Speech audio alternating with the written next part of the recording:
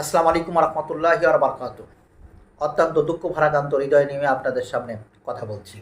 বাংলাদেশের দুইটা সুনামধন্য বিশ্ববিদ্যালয়ে দুইটি অত্যন্ত ন্যাক্কারজনক নিন্দনীয় ঘটনা ঘটেছে, যেখানে দুইজন ব্যক্তিকে পিটিয়ে হত্যা করা হয়েছে।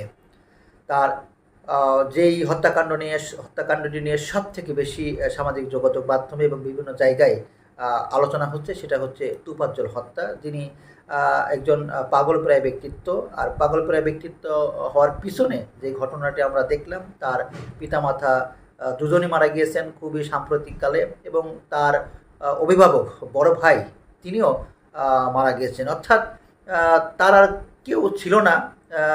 তার এই বড় ধরনের কয়েকটি শখ পাওয়াতেই তিনি পাগলপ্রায় হয়ে গিয়েছিলেন, এবং তারই প্রেক্ষিতে তিনি পাগল বেশেই তিনি চলাফেরা করেন।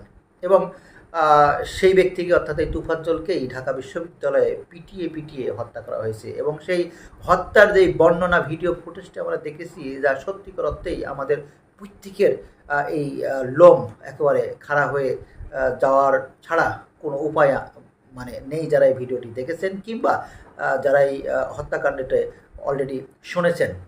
নিশ্চয়ই আপনারা দেখেছেন যে হত্যাকাণ্ডের এই ভিডিও ফুটেজ কিন্তু অলরেডি বের হয়েছে, এবং এই হত্যাকাণ্ডটি যেখানে ঘটেছে, যেখানে রাখা হয়েছে, তার আশপাশে আমরা বেশ কিছু ছাত্রকে দেখতে পেরেছি, এবং কয়েকজন ব্যক্তিকে দেখেছি যারা আপনার ছাত্রলীগের আপনার নামধারী ব্যক্তিত্ব, যারা এই হত্যাকাণ্ডের লিড দিয়েছিলেন আর কি। এবং এই হত্যাকাণ্ডে সংগঠিত করতে এবং তা এই তোফাজ্জলকে মারতে, তাকে মারার জন্য সরাসরি অংশগ্রহণ করার জন্য এই ছাত্রলীগের ব্যক্তিরাই তারা অংশগ্রহণ করেছেন।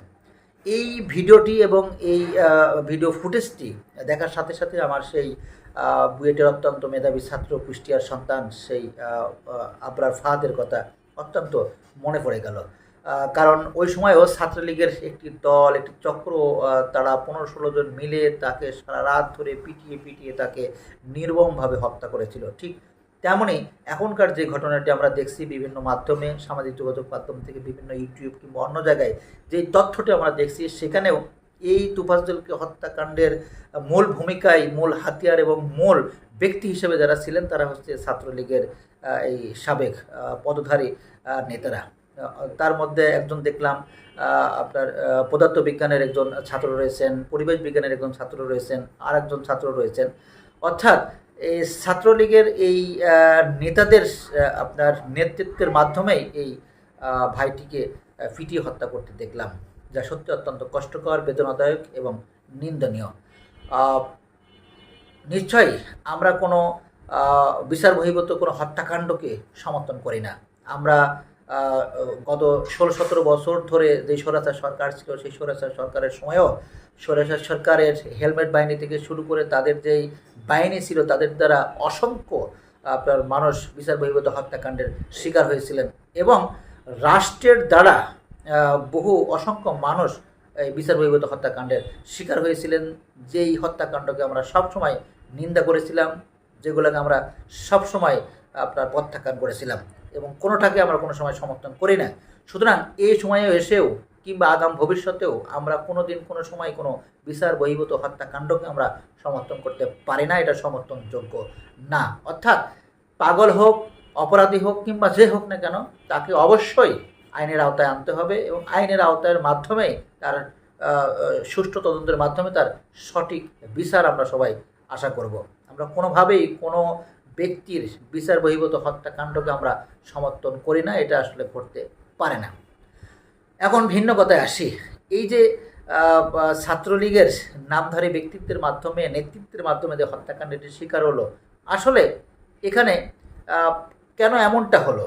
কেন গত আপনার প্রায় 1.5 মাস আগে যেই ছাত্রলীগের নেতাকর্মীরা সাধারণ ছাত্রদেরকে তাড়িয়ে তাড়িয়ে, দড়িয়ে দড়িয়ে, পিটিয়ে আপনার আপনার রক্তাক্ত করেছিল, সেই ছাত্ররা এই এত বড় বিপ্লবের পরে কেন আবার তারা এই ক্যাম্পাসে মাথাচাড়া দিয়ে উঠলেন?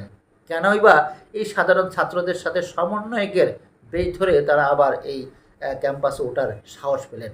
সুতরাং এই জায়গাটিতে আমাদের সকলকেই খুঁজতে হবে, এবং এই যে অন্তর্বর্তীকালীন সরকার রয়েছেন অবশ্যই তাদেরকে কাজ করতে হবে অতি দ্রুত, যেন এই যে ক্যাম্পাসগুলিতে বিশ্ববিদ্যালয়গুলিতে যারা ছাত্রলীগের মূল হাতিয়ার হিসেবে যারা কাজ করেছিলেন, যারা ছাত্রলীগের সাথে এই ধরনের আপনার অপকর্মের সাথে যারা জড়িত ছিলেন, সাধারণ ছাত্রদেরকে হত্যাকাণ্ডের সাথে জড়িত ছিলেন, তারা যাতে কোনোভাবেই এই সমস্ত বিশ্ববিদ্যালয়ে সাধারণ ছাত্রদের সাথে একসাথে ক্লাসে বসতে না পারে, সেই জন্য অন্তর্বর্তীকালীন সরকারের দায়িত্বশীল ব্যক্তিদের, আপনার স্বরাষ্ট্রমন্ত্রী থেকে শুরু করে যারা রয়েছেন তাদেরকে অবশ্যই এই সমস্ত ছাত্রলীগের আপনার যারা রয়েছেন তাদেরকে অবশ্যই আইনের আওতায় আনতে হবে। তা না হলে আমার মনে হচ্ছে এই ধরনের ঘটনা আরও ঘটবে, যেটা এখন আমরা অস্বাভাবিকভাবে যেটা আমরা দেখলাম।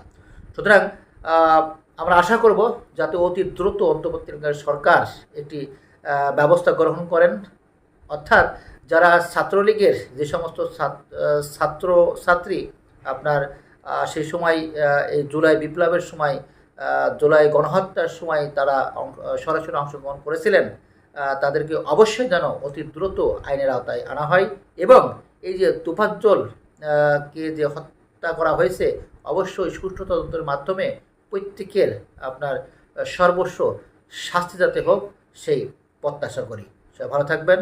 আসসালামু আলাইকুম ওয়া রাহমাতুল্লাহি ওয়া বারাকাতুহু।